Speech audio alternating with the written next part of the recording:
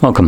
In front of me is a Nokia C21 Plus, and today I'll show you how you can put this device into safe mode.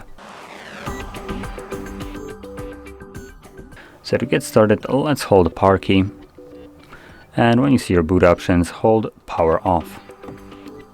This will then bring up this window, reboot to safe mode, confirm it by tapping on OK, and simply wait for the device to boot back up.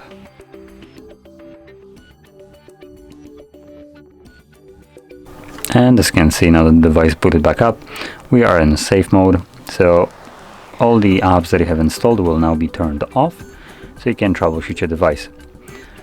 Now let's just wait for it to boot up. There we go.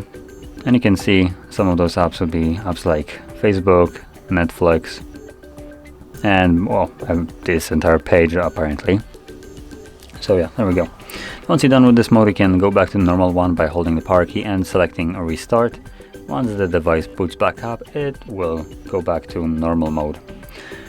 And with that being said, if you found this very helpful, don't forget to hit like, subscribe, and thanks for watching.